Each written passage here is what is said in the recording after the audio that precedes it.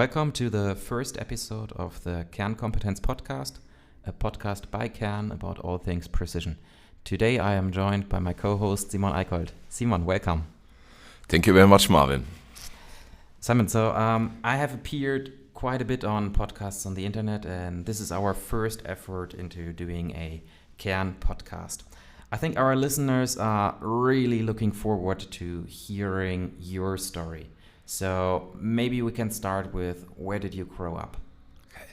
Thank you, Marvin. So, by the way, this is my very first podcast ever. So, a premiere. So where did I grow up? So we're sitting in Eschenlohe right now in front of the microphones. And the place where I grew up is just some kilometers away. So right behind my back, 10 kilometers at the foot of the Mount Hörnle in the Bavarian Alps. So the town is called Bad Kohlgrub. So my parents actually didn't come from southern Bavaria, so they moved here. My grandfather did, and my parents did too when they were small. And I spent more or less all my life here or around here. So really a local boy, we could say, for a very local company. 100%, yeah. Very nice. Okay, for me it was pretty easy. I got interested in machine tools pretty early on in my life. But for you, your professional background is a bit different to the usual machining CEO, I would say. Can you get started on maybe your education, what you worked before Kern? Okay, cool. So, as I said, I grew up here. I went to school, and also at that time, so I was born in 1979, so I still had to do my military service. Actually, I did that in the year 1999 in the German Navy, so which is some kind of special, because usually you try to find something very close around where you can sleep at home. Said if I do it at all, so I want to see something, and had a very cool guy here in Weilheim for the Wordsfamily. I don't know what the English word for that is. So the first, should I say, categorization you get from the military. And I had the chance to go to Hamburg, so to the coast, and spend some time, really 6 months on a ship, on a German destroyer, Mölders at that time, which was a special time for me. Afterwards, I went to a university in Augsburg for it's actually the first part of my university degree in economics. Actually, I was a little bit bored at that time. I worked part-time and actually then moved to Düsseldorf, actually to finish my degree there with the company 3M, which is a Minnesota-based company, I think pretty known, especially in the United States, for Post-its, abrasives, and whatnot. Finished my degree there, also did an industrial clerk at the same time, and I always wanted to go back. So I have my roots here, and skiing, biking, hiking, climbing, that were the most important things at that time. And actually, best way to do it was home. And it's a pretty funny story, because 3M had a subsidiary in Seefeld in Bavaria for their dental part. And I saw it on the intranet one day and directly applied for a job that was actually by far too big for my age and actually my experience. And the funny thing is, I thought it was Seefeld in Austria, which is directly, it's around the corner here, it's just 40 kilometers, something like that. And it's directly in a pretty big skiing resort. It wasn't Seefeld in Austria, it was Seefeld in Bavaria, which is 40 kilometers in the other direction on the lakeside of Starnberg, very close to Munich. So it was good for me too. And actually, I got that job at that time as a junior global product marketer. And that was the special thing at 3M at that time. So 3M had their business teams. So the business teams was some kind of the decision-making group within a business. And the business teams for all their business, medical, industrial, and so on was located in Minneapolis, St. Paul, except for one. And this was dental because of the fact that 3M acquired 3M SP at that time. Pretty cool acquisition because you can still learn that if you do your business degree, because at that time the turnaround of 3M and the turnaround of SP in the year after was 40% more than the sum of both. The portfolio was so complementary, so they didn't have any kind of, should I say, cannibalization. And also the regions they had their sales focus on were totally complementary. So actually it instantly grew 40% just because of the fact that they started to work together. And that was shortly before you started in Seefeld. That was shortly before I started in Seefeld, yeah. And so I was lucky I got the job, which was a super stressful time because a lot of things to do, no failures allowed and whatnot, a lot of pressure because a very profitable business at that time. And by the way, this is where I met Sebastian Guggenmoos, who is my co-CEO here with me and partner in crime concerning Kern. Yeah, and not to do it too detailed. So actually everything went well. So I made my career at 3M, was a global product manager, global category manager, and then for the last 4 years the European marketing operations manager. So you were responsible for more or less whole Europe in terms of marketing, product introduction, portfolio management, and really driving the business, which was nice. It was a $450 million business, and Sebastian was responsible for Germany at the time. So we're working very closely together. This was the most important market, and this is where we kind of grew together. So we're very different in terms of our personalities, but we figured out that despite that, so working together is actually, from results and also speed and quality, much better than when you work together with the guys you just like or are friends with. Well, I can say that nowadays you probably like Sebastian from the way you're interacting with him in the company. Sure. But I have heard that story before, that in the beginning it was more of a rougher start for the two of you. Okay. 3M is known as probably the most innovative company in the world, especially if you just look at key facts like number of patents, number of product launches. So this must have left a pretty lasting impression on you. Maybe for our listeners, because 3M is not really in the machining business that much, but maybe you can tell us a couple of learnings you took from working in such a position at such an innovative company. Yeah. Actually, perhaps I start from the back. So the reason we left 3M together, so Sebastian and I did, was because of the fact that you knew what to do. You had all the tools, the knowledge and experience, I would say, to make also, I would say, tough decisions, but keep risk under control. So all of that was there, but half of your energy you needed to actually be able to do the things that were obviously right to do. So it was like a giant machine and you're just one cog in that machine. Yeah. And there was one, there was one incident. So we won there's a Global Marketing Excellence Award that they award one time a year. So this is because 3M is a marketing company, so they do a lot about tools and how to approach several things, how to actually guide a new product introduction. This is something to answer the question also. There's a ton of Six Sigma tools, of NPI, NTI. That stands for New Product Innovation and New Technology Innovation? Yeah, introduction. Actually. Yes. So you have a process with 7 steps, for example, in the NPI.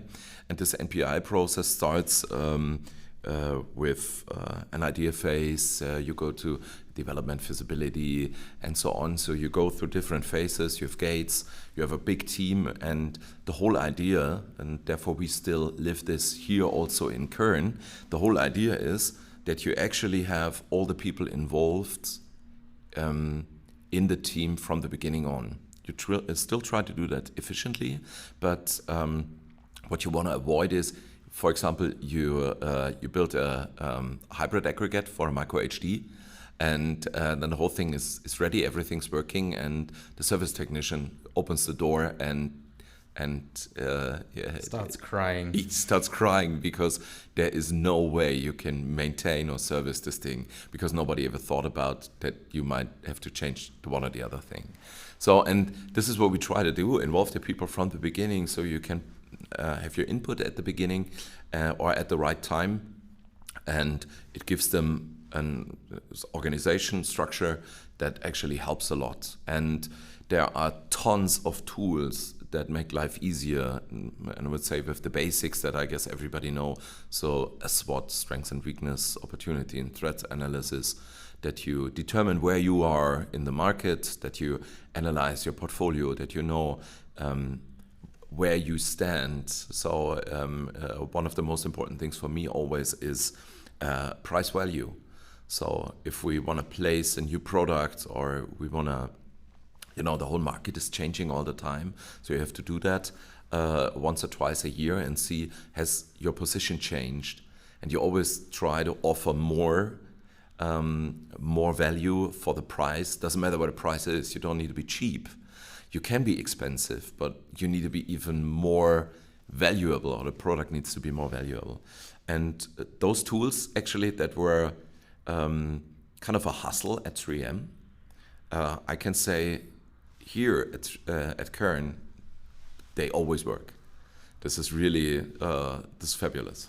So actually it's also what Sebastian often says is we had 12 years of really intense training to actually be prepared for Kern. Yeah. I think this is really interesting, because you have a company which is so innovative, so many new ideas, and at the same time, that company structure, from what you're telling us now, is basically very rigid, and there is a lot of tools. So your creativity is put into basically toolboxes, and the company cares a lot about efficiency, about not just researching something, innovating something for fun, but always with the idea there needs to be a sellable product at the end, and also to give the people the tool set to solve their tasks, and not just like throw them like, here, develop this, and it's up to you how you do it. Yeah, you know the same thing, and talking to you is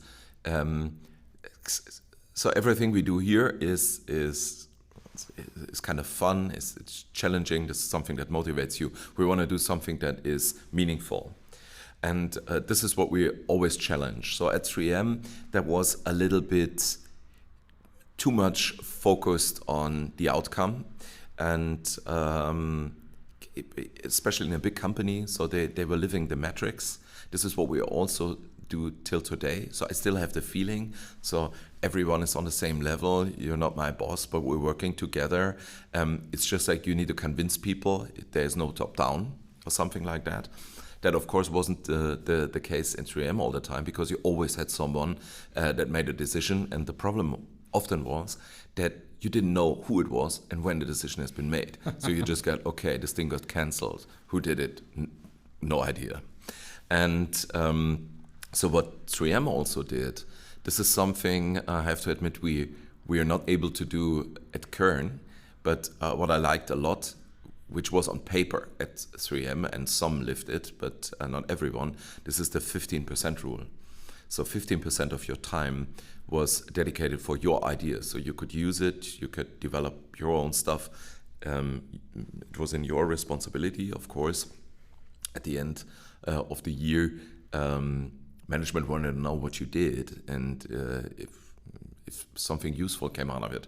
But in general, you had that time on paper, because of course every department is understaffed and had a lot of pressure. So if you want to use the 15%, you had to put it on top at the end of the day. But this is something also for the future to keep to be innovative, and also to keep people motivated. This is something that we always have an eye on. Yeah. Well, I mean, you're probably not gonna like to hear it right now because it's not an official company rule, but our listeners can't see it. I've been sitting here for the last minute with quite the evil smile. While this 15% rule definitely doesn't exist at the moment as written on paper at Kern, we have quite a bit of what in German we would call a submarine project going on in every department, where people are just like, oh, I think this is really interesting, and then they make a minimum effort into it. And I'm quite sure you noticed this. People come with like half-finished projects to you, and you never heard the project kickoff for that. So this is something in the culture here, and I think also in the local Bavarian culture, a lot of people who like to tinker in their free time. Nearly every one of my colleagues has a workshop at home with like a lathe, a manual machine. And I'm just like, you have the CNC machines at work. Why do you need a lathe at home? And they're like, well, if in the evening I decide I want to turn something. And from those ideas, people bring projects back into the company. So we do not have that official rule, but there's quite a bit of under the radar innovation going on as well. Yeah, and I appreciate that a lot. This is always something that gets a lot of support, you know that. Of course, if the, just in the phase we are right now, we have a ton of things to do. Yes, and of it's course, brutal. everybody needs to be some kind of streamlined to the goals or focused on the goals. But nevertheless, I highly appreciate ideas that, for example, you might have noticed that on our fourth and fifth axis, there is in the center of the swivel the axis. Kern logo has. There's a Kern logo in there, yes. and somebody. This is just one example. Hannes Wittmann came to me and said, "I have an idea." So we're making a lot of videos, customers making videos, and you recognize the Kern machine if you know it. But actually, why don't we engrave the Kern logo into the center plate? And this is something, so people are actually, I should say, making up their minds to improve. They have good ideas. And of course, now every Kern machine has this kind of Kern logo in the center part of the swivel axe. Yep. Yeah, I remember when I first saw it on Instagram, so it's quite funny. The first time I saw were that there, logo yeah. was on Instagram, and I went to our head of production. I was like, why is there a customer machine with a Kern logo? I want that logo on our machines as well. And Martel Großhauser, he came by, I think like 10 minutes later with an engraved cover with the Kern logo. And at that time, I think we had the second ever built HD, number 1000. And the swivel axis there was a slightly different design, and we couldn't fit it in. And the two of us were so disappointed that we couldn't fit it. But nowadays, the application machines also have that logo, and it looks really cool. Yeah, that's pretty cool, yeah. Okay, we've spent quite a bit of time talking about 3M, about the skill set you picked up there. I think now it's time to focus on you coming to Kern. Mm-hmm. Cool. Yeah, this was actually the story I wanted to.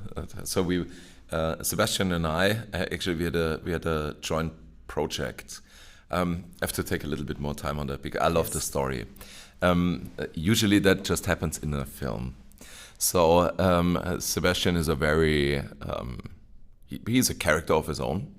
So actually, if he's right. You know, there's no two ways about it, and there's no, should I say, political correctness or kind of.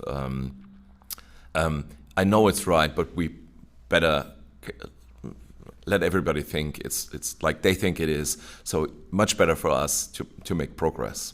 This is not his way. If he's right, he's right. Yes, definitely. I can just say air compressor at the moment, and we both can start laughing. That's pretty funny because yesterday we had 45 degrees in there, and I put on a sheet of paper with sauna at 1630 because the temperature is rising. And he wrote me back actually that he bought some essential oils so we can do some aromatic. Okay. So and at that time we had a new product introduction that we also were part of from a development perspective, and we both believed in the product very much, and actually came up with I think still till today a very good launch plan, marketing ideas, and so on. And at that time we were some kind of special in the whole field. So we got a lot of, how should I say, freedom to move also from upper management. And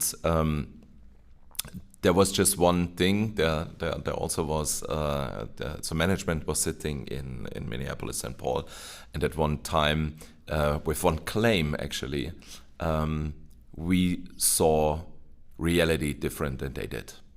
And we were right. So Sebastian was right at that time, no matter what. He's always right. They wanted to have it, and a big fight started. And actually, also Sebastian tried a little bit to fight his ground on that point, even if, okay, so we were upper mid-management and we were really talking to vice presidents and executives. And at some point in time, also said, we need to stop this. Okay, this is harmful for our career. At the end, then he really gave in. So we changed this small piece. What we got back was we could do whatever we want. We just needed to change that. It was about, okay, we want you to do that. This is American top-down a little bit. We did it, and then afterwards nobody cared. And the funny thing was we took this launch and applied for the Global Marketing Excellence Award, which is this. So this is a huge thing in 3M. And I think there are up to 2,000 applications a year, and we won. Wow. And that was the craziest thing, because of the fact that actually one of the executives that really tried to eliminate at least one of us in this fight had to give us the award. What is the right saying? The presentation. Present the award. So he had to. There were 3,500 people in a ballroom, and everything. And he was had to on hand TV. it over personally. He had to hand it over. She had to hand it over. That was pretty cool, yeah. And a special celebration and so on. So that was super cool. But actually, what we figured out is, if you really want to make a difference, you need to move fast, and you need to be on executive level to actually really make a change. And I was flying over also with the corporate 3M corporate jet, super cool. In the super crisis 2008, 2009, they had six. I noticed that we don't have a corporate jet at working Kern on yet. it. Working on it. Okay, nice. This is just, we're really discussing if we're changing doors and so on here, because they're still good. They're not nice, but they're still good. Must have been a nice change from flying corporate jet to talking about replacing doors or whether you can keep them for another decade. Yeah, that's true. So actually, that was just a short flight, but I was there with our European executive. And actually, there was a second meeting at that time that I had the week after the award was presented. And we were talking for hours, and he was talking about the really important decisions he had to make. And there's one special project that is super important, and they were talking about that for days and so on. So he was super important. Long story short, what we figured out, this was the project that actually I prepared. Okay. And he didn't even know I wasn't part of this executive presentation. I just did all the preparations and the pre-work and so on. So we were sitting there, and when I left the plane, I called Sebastian and said, we need to leave. we need to leave. It's not getting better if you go up. It's getting worse. This guy has no idea what he's talking about. And actually, they're making decisions on stupid ideas whatsoever. And that was the time, and honestly, because of the fact that it was kind of frustrating also. So I still love 3M. So I was very close to the company. I worked as a person very well within this environment. Everything was super friendly and so on, besides the things I said before. But actually, we both said, okay, we need to find something else. And actually, because of the fact that we were working very closely, liked each other, even if we were kind of different personalities, we made a plan to try to find something together. And here's one close friend of mine. You also know him. He's your birthday brother. It's Stefan Zeller. Stefan Zeller was the plant manager here, and now is a sales representative at Kern. And he always said, you should come. We need a guy like you at Kern. And I say, hey, come on, I'm a European marketing operations manager in a Fortune 500 company. I don't think so. And but times changed, and at one point in time, I said, okay, let's just have a look at it. Sebastian and I are looking for new opportunities, and then one evening, I think at 8 o'clock or something, he invited us to Eschenlohe, and we did our first tour. And looking through the eyes of a marketer, and also Sebastian's background is so he micromechanics, but I mean, he basically worked in marketing as well, you could say. Yeah, so he has a very good understanding also, and good feeling for it. We said, wow, the potential is huge.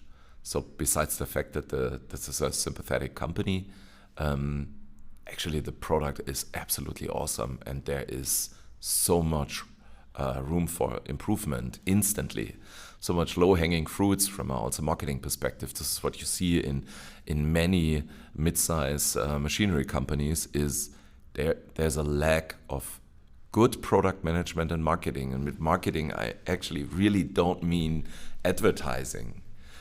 It's really so it's product, price, place, promotion. So you're part of the product creation, and you have the responsibility that what we together develop actually works out in the market, so it's sellable and customers appreciate. And within the portfolio, there is a need and a development there. So you want to develop the company. It's not just you have a product and it's some kind of successful, but there's also always a strategic part in that.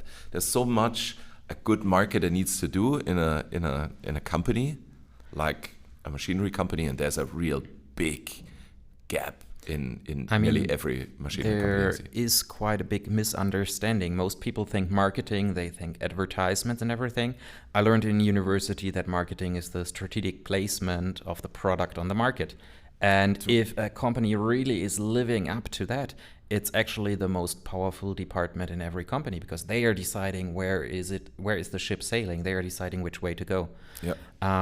When you came to Kern, when you took that first tour, I mean, this was a couple of years back. I'm guessing 2015, your first tour? That was 2014. 14. Yeah. And Kern was much smaller back then. Yeah. Much smaller company. And I mean, most people probably have seen the few company tours we have on YouTube. Mm-hmm. It looked quite different to what it is looking in those tours. And those tours are actually already a little bit outdated. Kern has grown so much. So maybe our listeners have to remember it's not that charming, high-tech company in Bavaria, which you all know from YouTube, but it was much smaller back then. Yeah. So it must have been even more drastic for you to walk through this. Yeah, so if I would walk through the company 2014 with the Simon I am today, would say, oh my God, where are all the machines? Actually, if you go down into manufacturing now, every place is covered, and this is what we want. So actually there's a demand, and we want to build every machine we possibly can within the range of with the quality and so on that we want to achieve. But at that time, there's a video, the first drone video I did here, and the former head of manufacturing said, "Wow, now is a very good time. We just have 2 machines on the shop floor." If you look at it right now, so if we have less than 15 machines on the shop floor, I can't find sleep at night. Yes, definitely. Yeah, that was totally different. But when was your first time when you actually I was visited here Kern? in May 2018. That was the first time I got a company tour when I applied. Okay. That was the time before we actually saw the change in shareholders. So when Yes. Sebastian and I was in 2019. So 2018 was a good year, but we had to be a little bit careful. But it already was totally different to 17, 16, and 15. Yeah. Okay. Okay, so you had that first company tour by Stefan Zeller, who's, by the way, I think at the moment our most successful sales manager. Yeah. Insane. You had that first tour. How did it go on? How did you find to Kern then? Yeah, that was also it's also a nice story. So after the tour, Sebastian and I took a day off, and we went to the Hörnle, which I said this is the mountain directly next to my door. And we went on top. There's a cabin on top with a small restaurant, like you imagined, so a little bit cliche Bavarian mountain cabin. And we spent a day there and actually made a strategic paper of what we would do if we would start here. And actually Stefan then talked to management here, and they were kind of enthusiastic from the beginning on. They had a very good year 2015 in terms of order entry. And so they invited us. It was pretty funny because I had a Porsche 911 Cabriolet at that time. So I don't want to say I had a lot of money, but this was always my dream, and I'm kind of the guy. So if I can do it, I do it. You don't know what is, the day after or whatsoever. And Stefan said, "Bring your Porsche." I said, "No, I'm not gonna." Usually, you don't bring your Porsche for a job interview, basically. Yeah, and actually, Josef Schamberger had his office right at the corner, and this is where I parked my car, which was super loud at that time. And I think that was it. So even before I entered the building, I was more or less hired, and it was as easy as that. And actually, there was the first discussion. So most of so I think we had 3-4 meetings. Just one was with Sebastian and me. The rest was just with me. But I was clear from the beginning on, if I come, we come as a couple. Wow, that sounds weird. So we come as a team. And they said, "What?" I said, "Yeah, there's another guy. We work together for a pretty long time. If you really want to make progress here, so we need to tackle the whole thing from both sides. So there's no way if you just put a marketing person in there and it's all just focused on technology. You need to have, how should I say, you have a sender and you need to have a receiver on the other side that actually says, okay, what the guy is saying is right.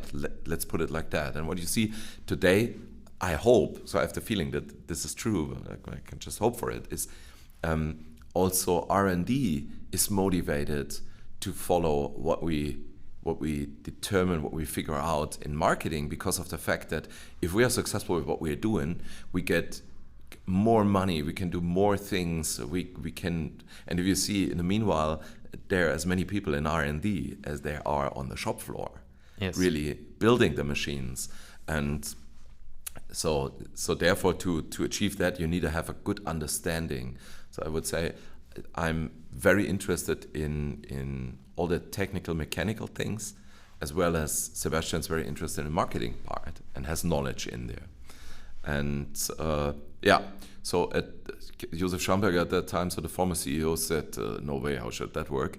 But with a meeting with Eckhard Alschweig, the owner, he didn't actually connect too much to the Porsche, more to the fact that I was traveling abroad, being in the United States and everywhere else. That was what he wanted actually. And then Eckhard just said, "Yeah, we go for it." At 3M at that time, everybody was telling us, they take you both, but there's just going to be one left after half a year. Exactly. I heard that story as well, that everybody here was like, okay, there are now 2 new guys, and Eckhard is looking at them, and the better one he's going to keep. Okay, super cool. I never heard that from here, but actually at 3M they said, okay, we will see one of you guys back. That was a pretty tough farewell at 3MSB, so they did a big party for us, so this was super emotional and tough for people seeing us leave, because we were kind of fighters there and really also, I should say, getting more influence and power into Seefeld versus Minneapolis-St. Paul, and this just kind of moved away. And we said, we stay in contact and we will visit you very often. Actually, I think Sebastian was there once. I never went back. So I'm still in contact with some of the colleagues, but I never had the time or the really feeling to go back. Okay, and then we started, and we started here, Sebastian, as some kind of the right hand of Josef Schamberger at that time, more manufacturing oriented, and I took over marketing. I told them, you need a marketing manager. They always told me we need a sales manager. Yeah. I heard the story that the first thing you did was paint the building in a new color. Is this true? So the first project I had to take over is paint the building, but actually this existed before I even arrived. So the colors, the color coding and so on, this is what we determined together. But actually really Josef Schamberger's idea was to paint the building, to be perfectly honest. That must have been a tough start, because I mean, in this company, it's something I noticed. The person who has, I would say, the most knowledge is actually the machine operator. So here, or the most value. So the years you spent in front of the machine, this is something that in company culture at Kern is really valued. Yeah. And then you come in, a marketing guy from a Fortune 500 company, and the first thing you do is paint the building. That must have been a rough start to get some respect here. I had a predecessor who was responsible of markets and marketing. This guy had a PhD also in machinery. Okay, that's symptomatic for the problem. And actually he tried to change the logo because he figured out the E is too long. So guys, if you measure the characters in Kern, you will find there's a failure. But from the beginning on. And actually he tried to change the logo and Eickholt fired him. And this was the second thing I actually did. I changed the logo, but which is pretty cool. I don't know if you know that. We actually cut the part. There's some EDM parts on it. We cut a Kern logo. You know the story? No, I don't. Oh, okay. There is I had to sell the Porsche at one point in time when I acquired shares of the company. But one nice thing is what I liked at that time. It's a little bit outdated in the meanwhile. Is the Porsche logo is actually a picture of their logo, which they have on the trunk. Okay. Or respectively in the front house. That's on the whatsoever front part of the car. You know what I mean? Words fail me. And I wanted to do that, and I was talking to Matthias Kubenka and also to K1 Contract Manufacturing, and they EDM'd some parts, we milled some parts, and then we fly cut it over it.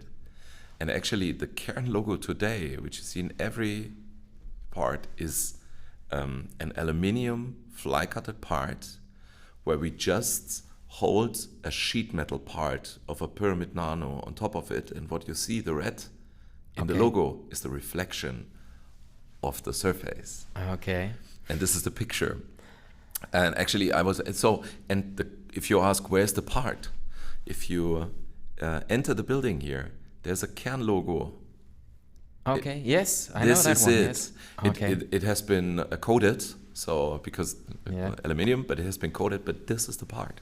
Okay. That's really cool. I didn't know that story at all. Cool. Yeah, because if we have tons of pictures and how we try to actually, so we need to paint it and so on. So now painting is not painting.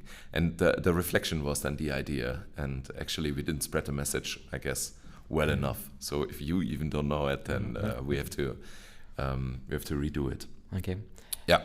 So this was the first thing, but actually the problem very, very quickly was that 2015 was a very good year, and 2016, this always the problem. If lead times get longer, people get maybe a little lazier, or you don't have the pressure. And actually, we went into a kind of a recession. Yeah, for us internally, not for the rest of the industry, but we did. And then they said very quickly, okay, you have to take over sales too. And this is what I did. And by the way, you ask, how did I, as a marketer, come into the company? I actually made a presentation that still exists explaining what marketing is, and that marketing really is science. I can show it to you. It's just really so in mechanical engineering you have some superstars. You also have them in marketing. So really super cool guys that came up with theories, models. Exactly. That was super cool, yeah. And I shared that, and actually I think it helped at the beginning. What I have to say, that's true for Sebastian and for me. We were challenging things. People will let us do things. They supported, so nobody actually was against it. And when they saw that the second thing really worked out, nobody had a doubt that we knew what we were doing. So I never had. So for example, at 3M, change management is the most important thing in a project. We don't need change management here. So people say, wow, yeah, okay, that sounds reasonable. You know what you're doing. Okay, let's do it. And that helped us to be super fast and successful quickly, yeah. Okay. So you started at Kern, and then quite soon after you started the development of the HD, right? Mm-hmm. Maybe we can get, because this is like the Kern Vario, it existed already. I mean, we've been calling it Vario since 2019, but before it was just the Micro. But the Micro HD, we could say this is the first product innovation that came while you were working in the company, right? Sure. Yeah, the project was already running. So this is fun with Eickholt, because also Matthias Fritz, a lot of energy went into that project. Matthias Fritz is our head of development. Oh, sorry, yeah. Yes. He's a cool guy. And when I came here, there was this HD project, which was called a little bit different at the beginning. And the feedback I got from sales is, for God's sake, we don't need a machine more precise than what we have. We are on top already. To go beyond is absolutely not necessary. That was the first feedback. This is kind of interesting, because sales is always asking me, Marvin, how can we get more precise now? And they want me to split microns and to get into the single-digit nanometer range for surface roughnesses. So nowadays, our sales team, I think they probably learned it, which is surprising that sales manager can actually learn something. But nowadays, they want more precision, and back then they didn't want more precision. This is something that goes back also to the overall structure of the company and how we worked. So we had some strong leadership here that just says, so this is how it is. So this is no the truth. Discussion. This no is discussion. Where we are going. Yeah. Yes. If you think something else, you're a fool. And what we learned at that time, or everybody learned, is that we need to have a machine like the MF11, what we call it, the Micro, was a successful machine where we actually made the step from the lab to the shop floor. And this is what everybody had in mind. So we need to streamline. If we want to grow, we need to be more standardized and so on. But actually what we found is, and hopefully so everybody feels that today, there are opinions. So we have to make decisions, but everybody can have his opinion. And I highly appreciate if also a service guy comes in and says, what you do is wrong. I would do it totally differently. So it's good. So therefore we don't change the and it actually happens. I mean, this is Bavaria. People just come in and tell you like you're a fool, even though you're the CEO. Daily. Yes. But nevertheless, I think this is important, because you want to have everyone's experience. You want to have everyone's opinion. I think this is what changed also in sales, is we proved that this is the right concept. And now they see, okay, where we are going. We're not developing a single product, as I said, but there's a strategic development going on. We know where we want to be in 15 years from now. And I think this is the difference. We are not opportunistically moving from one side to the other, but there's a path. We can move left and right, but we don't want to make a hard turn right and then at some point in time make a hard turn left again. But there's a strategy behind that. Okay. And I think this is what changed. We see what works and we work after that. Okay. Yeah. So Micro HD was not very well perceived, and what we actually did is, if you're a small company like us, so with 250 at that time, I think 160 people, you need to differentiate at all costs. It's not just like people call, oh, Kern has a new machine. It's as good as the others, but it's from Kern, so let's buy it. The brand wasn't that strong at that time, and you have a lot of trade-offs if you are a medium-sized company. You have some pretty big advantages, but you also have trade-offs. And therefore, if your whole value needs to be better than anyone else, you need to stick out. And actually what we did at that time is build the platform. So we had the MF11 that we developed to the Micro Vario. A lot of things changed, but we improved on a machine that actually was in the market for nearly 10 years with a superb tool changer, with very good automation interfaces, a lot of things that really went very well. Some other we improved. And based on that, we want to build 3 machines. And Micro HD was one of them.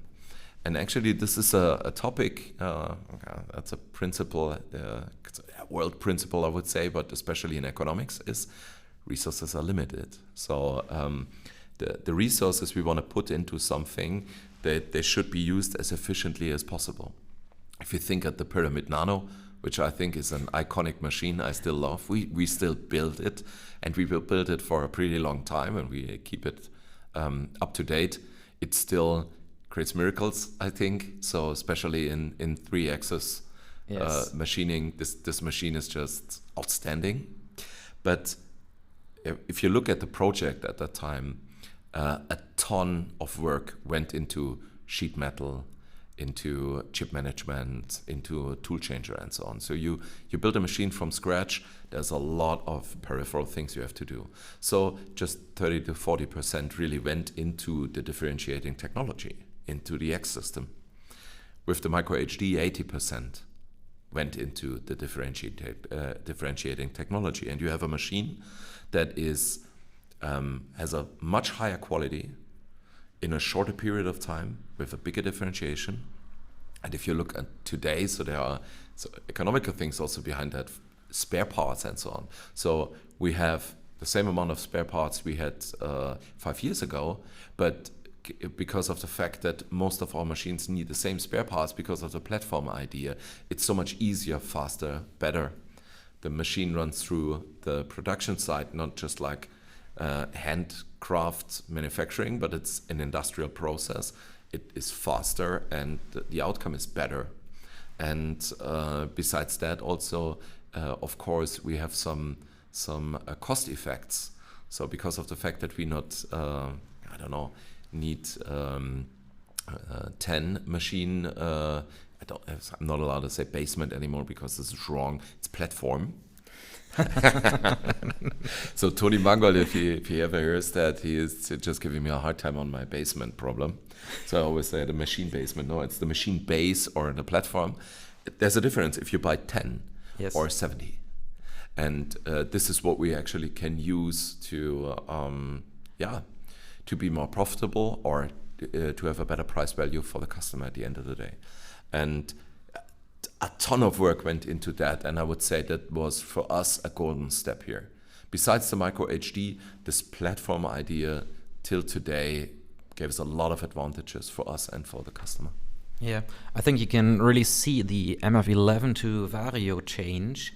In the beginning, I was a little bit stumped because I was like, okay, are we starting to just rebrand machines? But then I saw the first Vario and it actually got like half a meter shorter, which especially with the tight shop floors in Europe, was much overdue.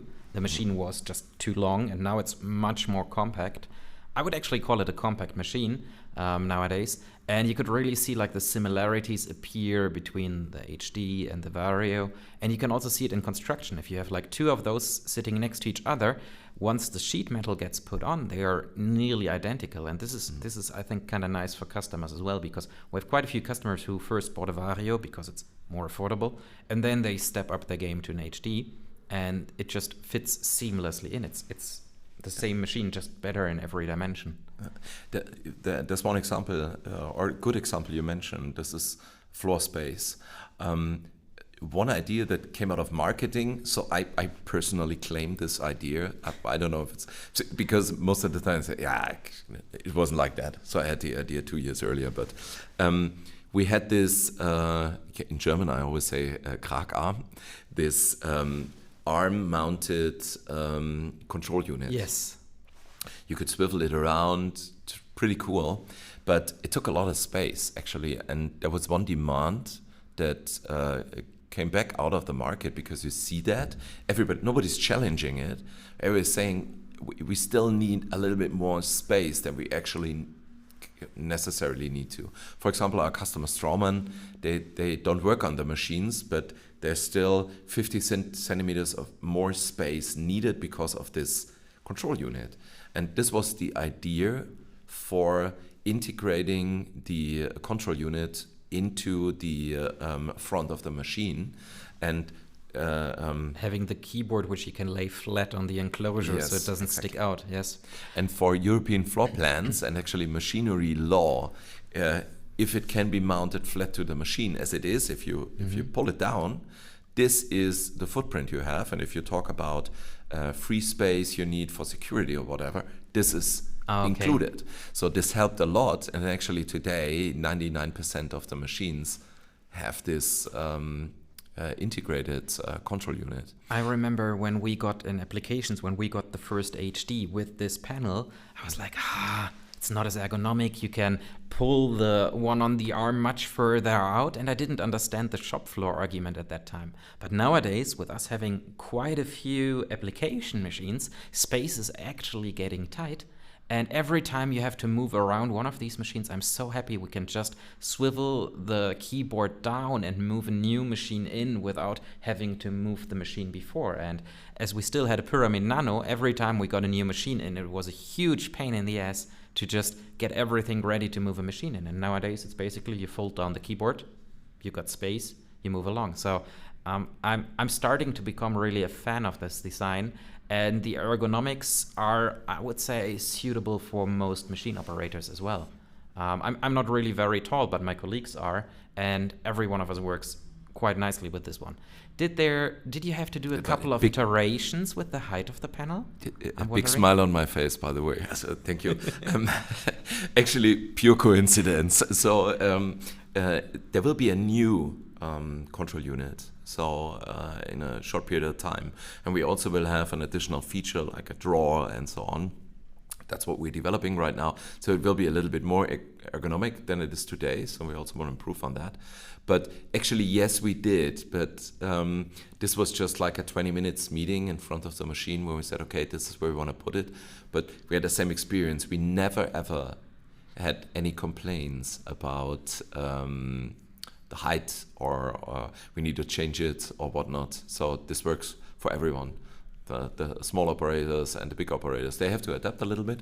Some use pallets to stand on, which is from a working safety perspective not ideal, but I would say, yeah, that fits for nearly everyone. We still also had the option with the swivel arm, which we're gonna eliminate during this year because I don't think I've seen a machine in the last 2 years with that swivel arm. IWC still has the swivel arm for whatever reason because they really have also a space problem in the meanwhile. They grew so much and so it would help a lot. Yeah. Okay. Yeah. Swiss watch industry. Yeah. Okay. So this is basically the development phase of the HD. Mm-hmm. Let's get a little bit closer to the launch. So development was putting together the first HD. Mm-hmm. What happened with it? So there were actually 2 prototypes at that time, and so the first ever Micro HD actually is still in a contract manufacturing. This was a kind of camouflage machine because it still had the old sheet metal, the old housing. By the way, this was one of the toughest discussions I had here because we needed change. The look of the machine. I'm very happy you did. Yeah, it was so boring. But it was a huge fight with Eickholt, and he said, we're not going to invest another 5 or 10 grand in just machine appearance, so to speak. And I'm happy. So with the agency we used at that time, we're still working together with them. So they are big friends and super happy that everything worked out fine. Also for new machine projects, we actually consult them. But I think this was also a step forward, not just for Micro HD, but also for the Vario. So we keep it as design-wise close together. Exactly. But nevertheless make some differences. And today that helps a lot, especially also some kind of with the thermal effects. So there's a difference between the Vario and the HD and so on. So this has real physical effects, and also the appearance is kind of, you recognize this machine in the meanwhile. Exactly. Okay, so the first HD is in our contract manufacturing plant. Still I actually running. remember when John Crimsmore and John Saunders came and filmed the tour, they were also allowed to film in K1, which is, I think, the first time we ever allowed that. And I remember them walking by the camouflaged HD, and it wasn't launched back then, so no one knew that it was coming. And they were walking around it, and they were like, Marvin, what are those tubes running out of this machine? And I was like, you haven't seen that. Go on further. Just don't look here. Cool. Yeah, it's true. It's still like that. So it was the old design of the MF11, but it already had the hybrid aggregate that we hid behind the machine, actually. Yes. But it's still there as it was. It's running ever since without any issues. This is important, you know that. So the long-term stability. So if you buy a Kern machine, you don't buy it for 5, 6, 7 years. You buy it for 10, 15 years. So example, we had IWC. They have the machines on their books for 15 years. So actually, that's what's also designed for. So we need to ensure that this works out over quite long time. Yeah, and the second machine that was an application now is at a very good customer, also doing a fabulous job. Yeah, I remember that machine. I started working at Kern in the middle of 2018, and that first HD was being put together back then.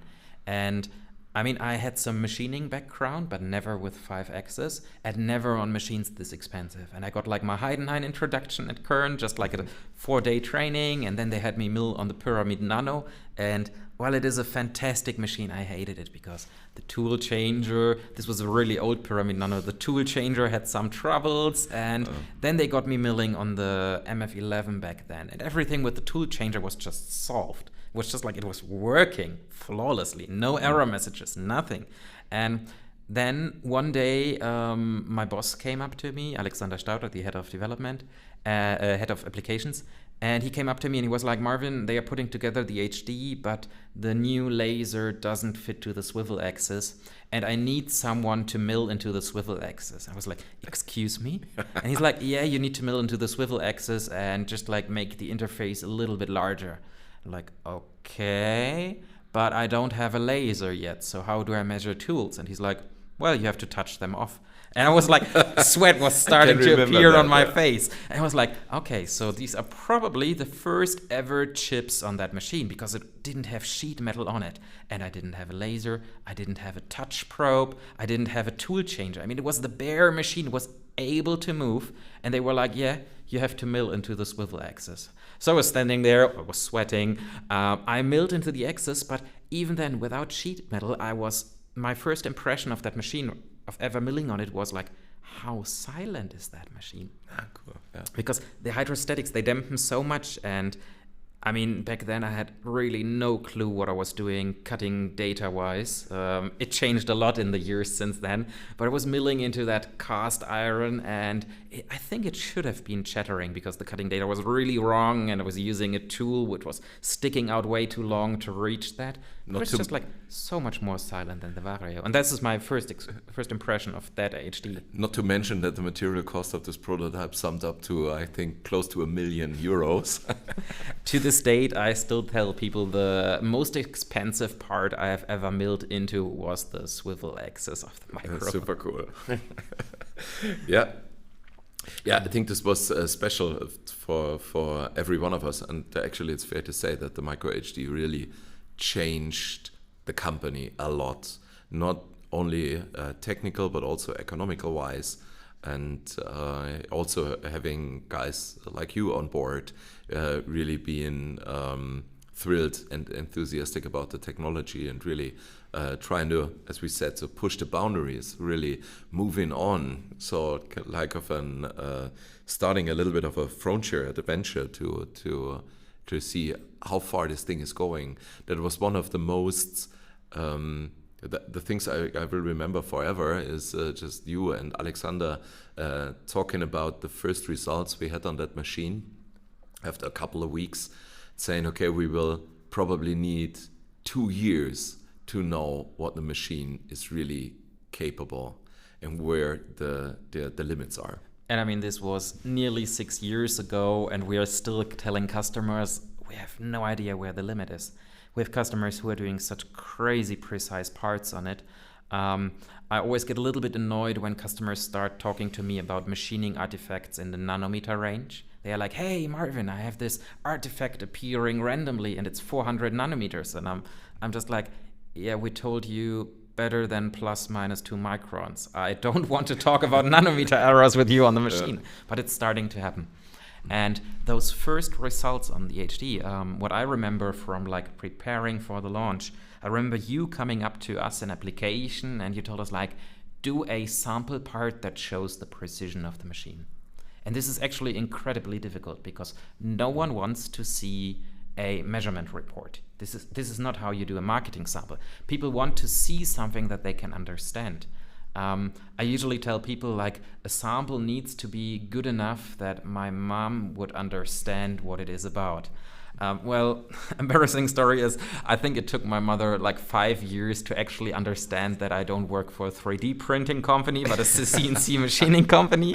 So it's not quite true. But anyways, I digress. That first sample part, Kern, I think like 15 years ago, and there's huge poster about it somewhere, I think in K1, our contract manufacturing plant, they drilled through a hair. And back then, this was a huge thing. First, that you had a tool this small, and that you had the precision to drill through the hair.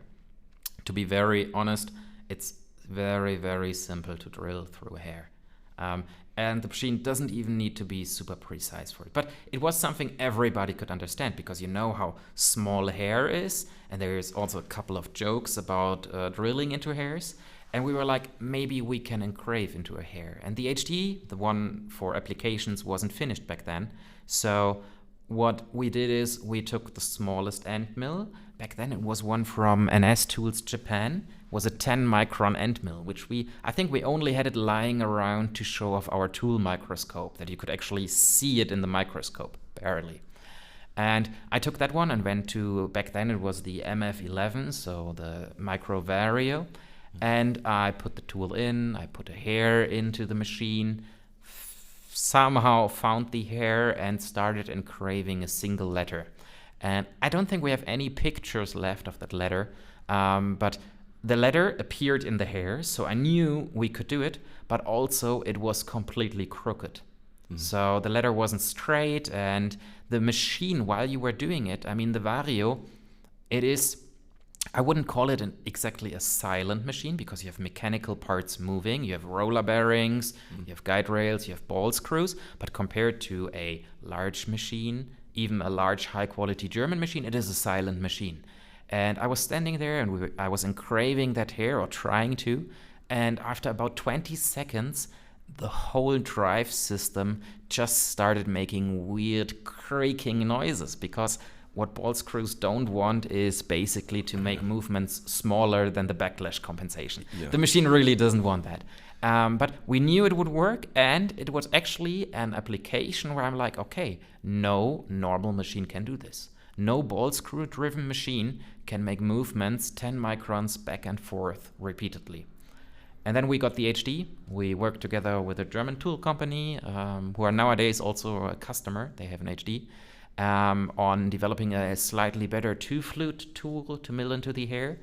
And then we milled into the hair. And it was just like milling the company name Kern into the hair. And I remember that moment with the sales guy from that tool company where we took the hair out of the machine. You don't see anything happening while it's milling. And we put it under the microscope, and the font was there. And it was completely clear. It was like nothing was crooked. It was like you designed it in the CAD model. It appeared on the hair. I was like, okay, this is showing the precision. Yeah. This is something no other machine can do. That was really, really cool moment there. Nice story, yeah. This is so.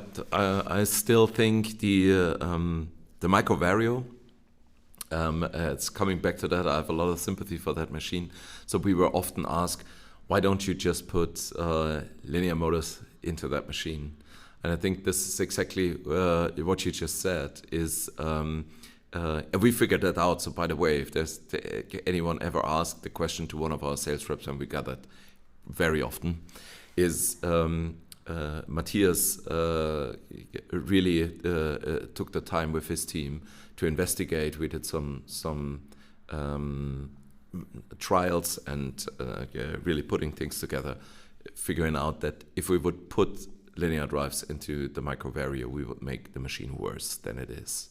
So with temperature and also, as you said, with ball bearings and so on, and a lot of force electromagnetically wise, this would make the machine better. So I still love the MF11 and also the Micro Vario. So we see there is, till today, there's not a single used micro on the market. Yes. Has never been.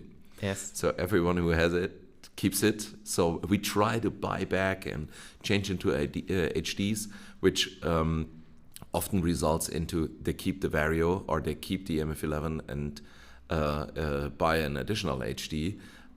Because this is also super long lasting, it cuts fabulous parts. But this is exactly what you said, and coming back to what we talked about, the HD project, is there is a big field of opportunity that you add on top with the Micro HD. You might not need it instantly from the beginning on, but this machine allows you to develop over the next couple of years and always stay on top. I think this is one of the most important reasons why people buy this machine. It is the beginning of a development for them and their companies. Yeah, I mean, especially with how strong the brand has become and the reputation the HD has, I sometimes have customers who really should buy a Vario, and they finally sometimes make the decision to buy a Vario, but they are talking to me and they're like, I should probably take the HD, I'm gonna regret it. And I'm like, no, you're not gonna regret it. I mean, before 2019, this was the best machine, I would say, on the planet. It is the best 5-axis machine on the planet, and it still is a fantastic machine. The Vario is so good. I mean, we still have one in applications. I know you tried to sell it away yesterday, and we told you, like, Simon, we need to keep it. It's still relevant. Which is a pity. Yeah. I was actually surprised how quickly you gave that up, but we had good arguments, so we got to keep the Vario. No, it's a fantastic machine. At the same time, the HD, this is something you really have to see for yourself, and I think people need to come into Kern to see this. If you're standing in front of a normal machine, and it's not so much the ball screw driving it, doesn't matter ball screw or linear motor, it's the friction in the system. And even if you have like the highest quality guide rails, which we have in the Vario, if you look at the Vario moving, people are always like, oh, it's so smooth, it's so nice. And if you just take the time to stand 10 minutes in front of a Vario and then you go to the next machine in the applications department, to the HD, and you look at the same movements on that machine, it's completely different. And there is no measurable way on the part. I mean, if you look at the parts come out in perfect geometric specification and the surface finish is really nice on the Vario. But this is where it gets tricky and where it's really difficult to do a cool Instagram post showing how smooth the HD is running. Because our eye, usually they tell you like, yeah, 24 frames is enough for our eye. And that's like, no, 24 frames is where a movement starts to become smooth. Our eye can actually notice much more. And what fascinates me to this day when I go and mill on an HD is the space between seconds. It's that movement is just so smooth that the whole machine feels weirdly smooth. It's unlike anything else. And this is something where it's not just the linear motors and it's not just having overpowered drives. It's actually that frictionless hydrostatics, I think, which enable that machine to be smoother than anything else. And that's really cool. So for me, every time I'm on an HD, I'm kind of like smiling. I'm like, yeah, this machine is smooth. And you mentioned that before in terms of noise. Yes. So the peak is the Micro HD with an air bearing spindle, where you actually can hear nothing. We have one down in applications at the moment, which leads us back to the compressor issue. The compressor is very close to my office. So. Yes, I think you can hear it in your office when it's starting up. But that machine it's so silent. I had a customer in 1.5 weeks ago, and we milled on it, and I turned the spindle on at 70,000 RPM, and he was like, "Wait, it's running?" I'm like, "Yes, it's running." And if you hit really good cutting data, so we were doing a little bit of roughing trials. This was basically the second day the machine was running. I just wanted to show off the spindle. And we were taking quite a beefy cut in brass. And in the beginning, we were running into some resonance issues, just like the feeds and speeds not completely spot on. And we tuned it a little bit in. And at one point, the machine became completely silent again. I mean, we were putting out quite a beefy cut. This was like 3 or 4 horsepowers going through that aerostatic spindle. And at the same time, the only thing you could hear was actually the air blast. Spindle completely silent, machine completely silent. Thankfully, no enclosure that was squeaking. That was really good at that moment. And it was just like silent. And that's really cool. I mean, that is so cool for the operator as well. Yeah, I think that's in the meanwhile with, so a pretty big percentage of the machines we build is micro HD. So I would say above 80, 85, 90, depending on the year. And actually the compressor, this in the meanwhile famous compressor, once was on the shop floor outside. And this was the biggest source of noise in the whole thing. So actually, if you once experienced, you come to Eschenlohe, onto the shop floor, this is usually, of course, there's noise, there's 55, 60 people working there, but actually you don't have machine noises at all, because it's most of the time micro HD and so on, and then you have this wonderful compressor. You should actually capture the noise of the compressor that is in this very small room. Yeah, it's hard work. You can hear that. But I mean, it's okay, the noise of the compressor, because first off, we are advancing technology here, and second, it's not close to my office; it's close to the sales office. So I really couldn't care less. Nobody important disturbed there. Yes. Exactly. Okay, so HD launch. We've talked about like the preparations we did in-house. Mm-hmm. We presented the HD at EMO 2019. Mm-hmm. What was that like? One of the most important things that happened. Actually, you can tell. How was that like? So as you know, 2019 there was the beginning of the, I would say, automotive and molten die crisis. So actually, automotive changed the mode of operation at that time, and we were seeing there was a lot of pressure, too much capacity in the market in terms of big molds and so on and so on. Everybody could feel that. We could feel that too. Actually, one of our biggest customers, and Sebastian and I acquired more than 51% of the company, and there was a really big project with one of our biggest customers, Bosch, at that time. And I can literally say, we bought the company on the 1st of January. They called on the 4th of January and said we have to cancel half of our orders. I bet that felt really good. That felt super good. You can imagine. And actually, the plan was to launch the Micro HD 1 year earlier.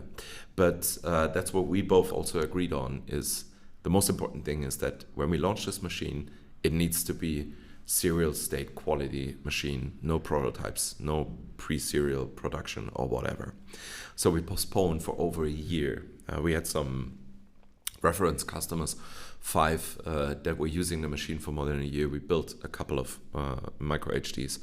And so actually also with the economical environment changing, getting more difficult, really the HD being a success was, I should say, very important.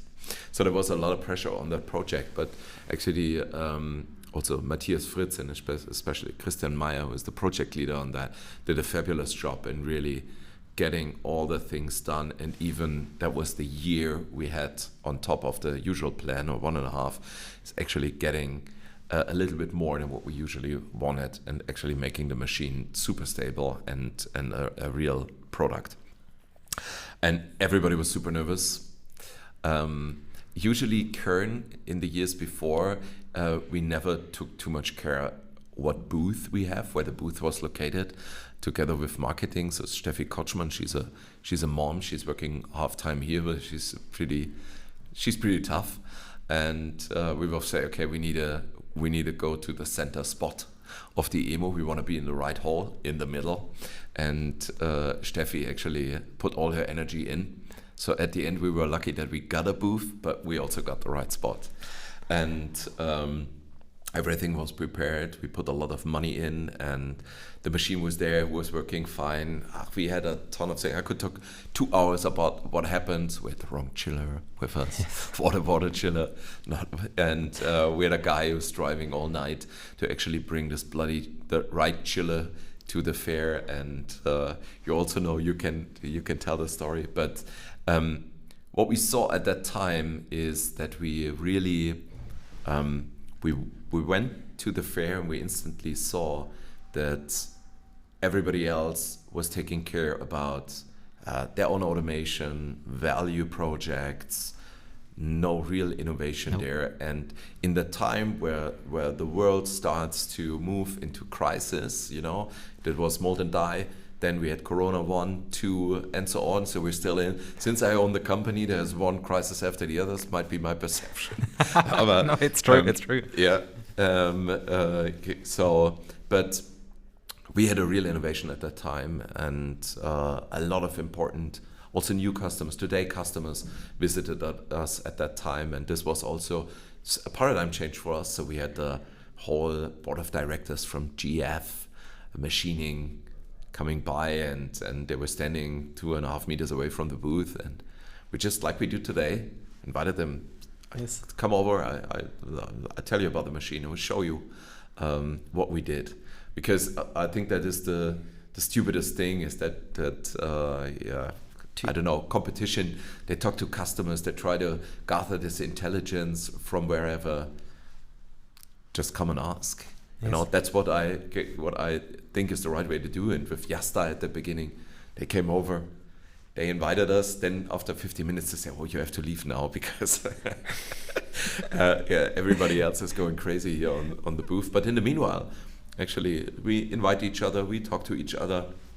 Not with everyone in the same thing. We have a wonderful relationship, for example, with Hermle. Yes. So it's a great company, also super complementary product range, so we don't often step on each other's feet.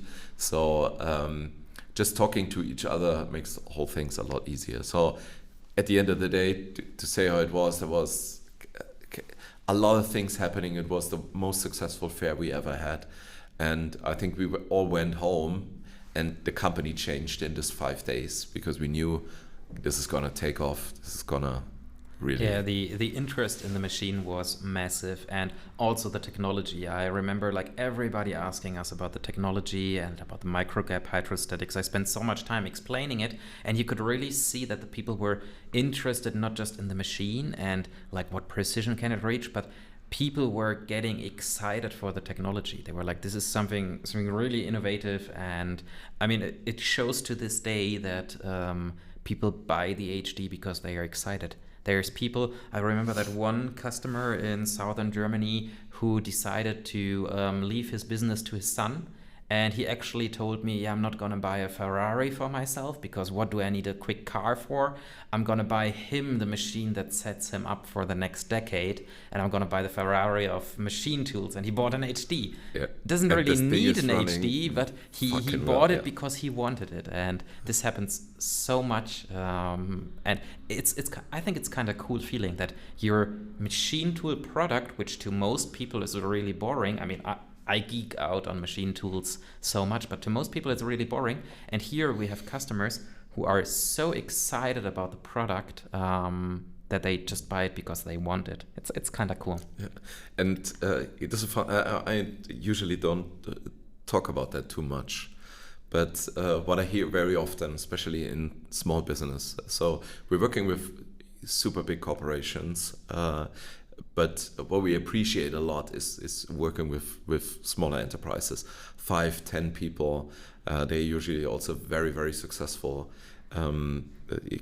Especially the machine is changing their business by far more. You can see it instantly 2 years later. So we have Werner Buscher, for example, in Switzerland.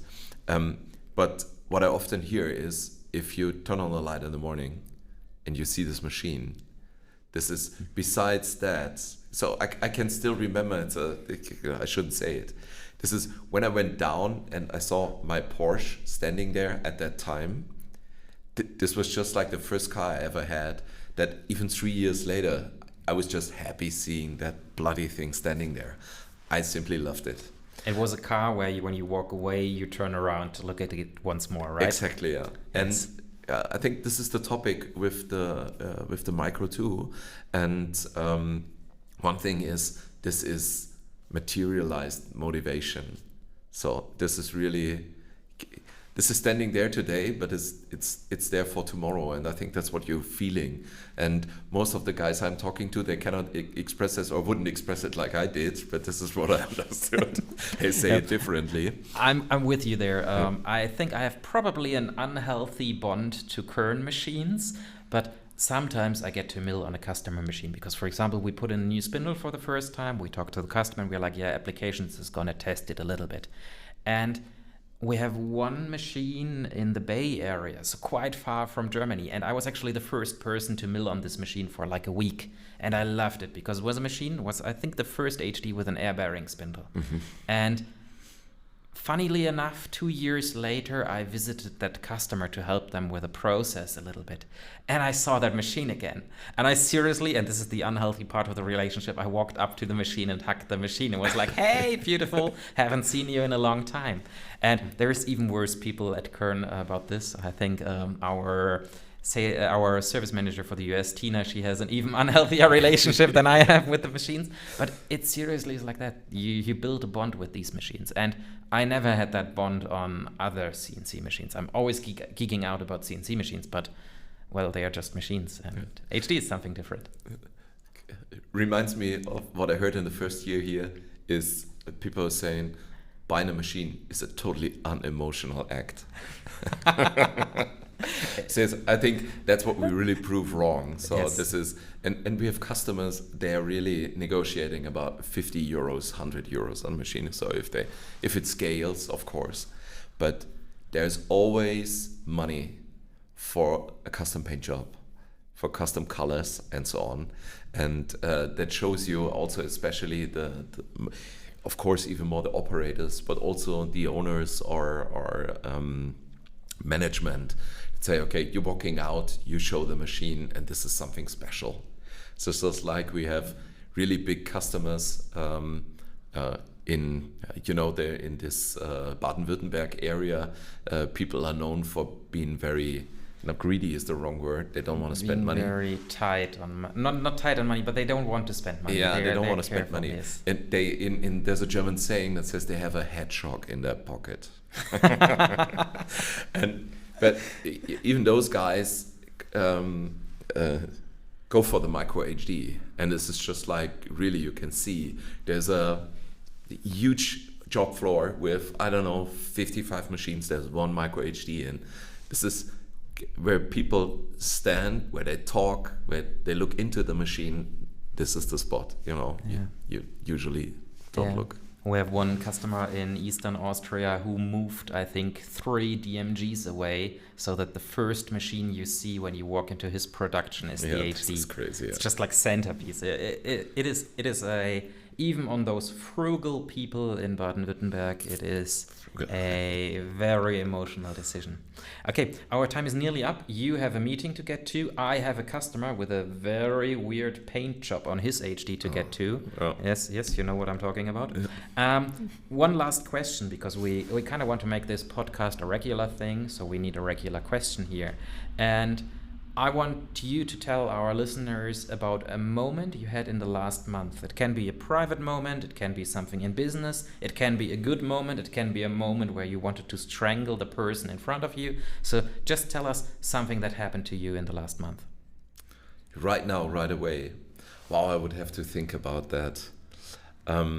There's so many things happening day by day. So actually, this is also what we are saying is, and what I do every day is, if I leave the company on the way to the car, this is just double checking: was it meaningful? Did something change today? Was it a good day, so to speak? And even a day where you had a lot of stress might be a very good day because you got some things resolved. Actually,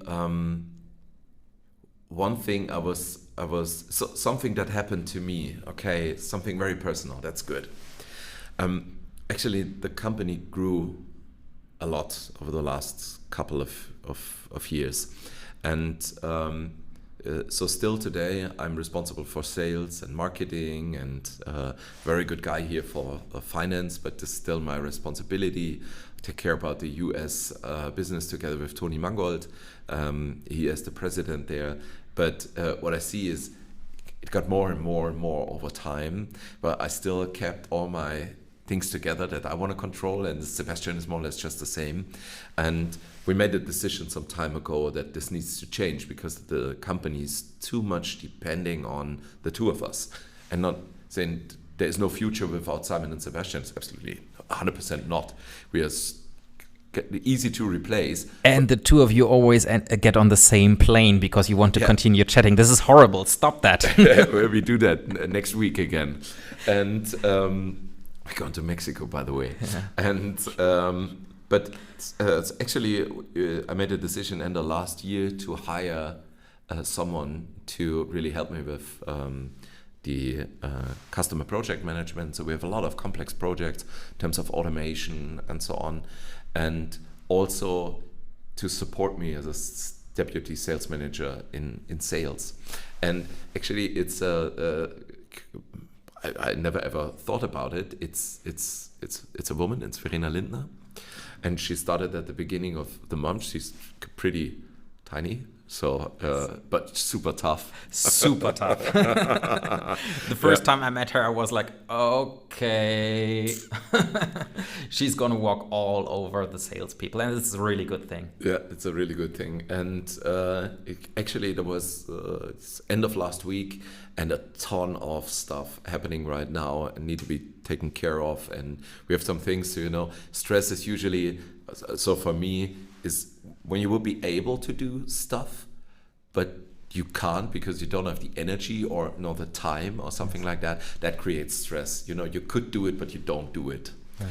And actually, I figured that out. And over the last 3-4 weeks, I turfed some stuff to her, which I had a hard time with at the beginning, but got easier then. And end of last week, I left the company on Friday and said, wow, that was a good decision. Okay. This is going to make us stronger, actually, giving away more, actually, because you think you are valuable, meaningful for the company if you do more and more stuff. And we do a lot, actually, but what I see now, this is a change also for me personally, the same as for Sebastian. I actually empower the people in the company even more than we do today. So you don't have a lot of things you should ask me for, you need to ask me for, you can make your own decisions, but nevertheless also in terms of the strategical things and the really important things when a lot of money is in the game or something like that. That's also what I see. Yeah, there's a group of people coming after us that can take over those responsibilities too very well. Nice. Yeah. My good moment of the last month, it was a good moment, is we were preparing the sample parts, and I was talking together with Alexander Stauder, our head of applications, about the sample parts, and we had a couple of really shitty meetings about sample parts because sales was putting in their opinion, and it was just going in a direction which in my opinion didn't fit for the company, because it was like, okay, it needs to be super stable, nothing can happen on the exhibition, as minimum effort as possible because we have so many projects going on. And Alex Stauder and I, we always, like, whenever it's not raining, we take an extended walk at lunch. Supposed to be a break, we always talk about work. We only talk about work there, or I would say 99%. And I was very silent on that walk in the beginning, and I'm usually never silent. And he was like, Marvin, what is up? And I'm like, I'm really unhappy with the situation of the sample parts. And then during this walk, we kind of completely overthrew the concept. We were like, yeah, let's not talk to marketing anymore. Let's not talk to the salespeople anymore. Sample parts are our thing. We know what is needed. We're just going to do it. And we now have a crazy ambitious plan. You've seen the sample parts we want to do, and this is the current style. This is what we've shown at EMU 2019 when we launched a new machine, when we put a massive amount of work in. Now we are putting in the same amount of work for really cool sample parts. And this was a really good moment that my boss and we could agree on, let's not take the easy way out because we have so many projects and we kind of don't want to spend time on sample preparation for an exhibition, where we actually decided this matters and we want to put an effort in. This felt really good. I mean, now I have to suffer through making all these sample parts. So the next few months will be quite the horror show, but I think it's going to be something where we'll be proud to show at EMU. Okay, Simon, thank you very much for your time. Thank you. I'm looking forward for the next episode, and have a good week. Thank you. You too, Marvin.